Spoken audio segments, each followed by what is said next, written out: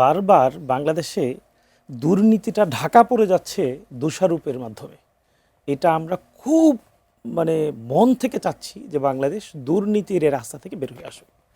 দোষারোপ হয়ে যায় কি, একজন মন্ত্রী যখন সাবেক এক মন্ত্রীর ব্যাপারে দোষারোপ করে তখন তার দুর্নীতিটাকে সে লিগ্যালাইজ করার চেষ্টা করে।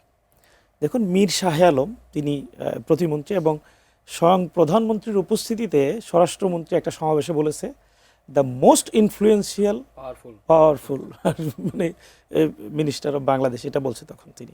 সবচেয়ে ক্ষমতাধর প্রতিমন্ত্রী হলো মীর শাহ আলম। তিনি সাংবাদিক সম্মেলন করে বললেন যে সাবেক এক উপদেষ্টার বিরুদ্ধে একটা গুরুতর অভিযোগ এনেছেন, আপনার মনে থাকার কথা, আসিফ ভুঁইয়ার কথা বলেছেন, সজীব ভুঁইয়ার কথা বলেছেন।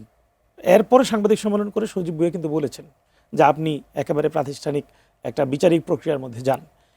অনেকদিন হয়ে গেল কিন্তু এখন পর্যন্ত বিচারিক প্রক্রিয়া শুরু হয়েছে কিনা এরকম কোনো সংবাদ আমরা পাইলাম না। তাহলে কেন দোষারোপ হলো?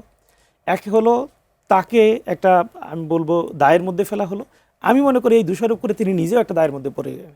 কিছুদিন পরে তার ব্যাপারে কিন্তু গুরুতর কিছু কথা এসেছে, দলীয়করণের কথা এসেছে, পারিবারিককরণের কথা এসেছে, এবং আমরা 300 এমপি মূলে এখন পর্যন্ত যে বরাদ্দ পাই না তার চেয়ে বেশি বরাদ্দ তার এলাকায় গেছে, এরকম খবর এসেছে।